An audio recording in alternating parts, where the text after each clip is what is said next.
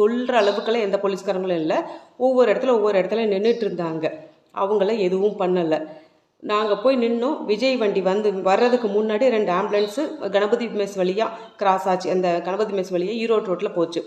அதுக்கப்புறம்தான் அவர் உள்ளே என்ட்ரான உடனேயே பேச ஆரம்பிக்கும் போதே, 2 வார்த்தை பேச ஆரம்பிக்கும் போதே கரண்ட்டு கட் ஆயிடுச்சு. அது எல்லாத்துக்குமே தெரியும். கொஞ்ச நேரம் கழித்து தான் எங்கேருந்தோ வந்த ஏதோ ஒரு கூட்டம் கொஞ்சம் கொஞ்சமாக தள்ள ஆரம்பித்தாங்க. அது வரைக்கும் அமைதியாக நின்றுட்டு இருந்த கூட்டம் கொஞ்சம் கொஞ்சமாக தள்ள உடனே சண்டை வர ஆரம்பிச்சிருச்சு.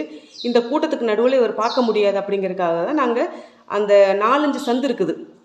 ரெட்டிபாளையம் பிரிவில் 4-5 சந்து இருக்குது. 4-5ல் ஒரு சந்து வழியாக வந்துட்டோம். நாங்கள் இங்கே இந்த ராஜா கல்யாண மண்டபம் அதெல்லாம் இருக்கும். அந்த சைடு தான் நாங்கள் வண்டி நிறுத்தியிருந்தோம். வண்டி எடுத்துகிட்டு நாங்கள் வந்துட்டோம்.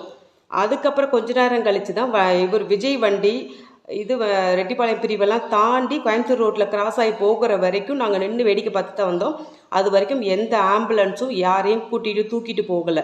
அதுக்குள்ளே நாங்கள் வெளியில் வரும்போது என்ன ஆயிடுச்சு, மொபைலில் ஃபோட்டோ எடுத்தவங்களே எல்லாத்தையும் மொபைலை தட்டி விட்டானுங்க. ஒரு 4-5 பசங்க தட்டி விட்டானுங்க. அதுக்கப்புறம் ஒவ்வொருத்தரையாக பிடிச்சி தள்ளுனானுங்க. தள்ளி யாராவது கொஞ்சம் கூட்டம் ஒரு 10 பேர் 20 பேர் இருக்காங்கன்னா மொத்த கூட்டத்தையும் அங்கேருந்து வெளியில் வர்றதுக்குள்ளே எல்லாத்தையும் நசுக்கி தள்ளி கீழே தள்ளி அது மேலே மிதித்து குழந்தைங்கள்லாம் மாட்டினது அதில் தான்.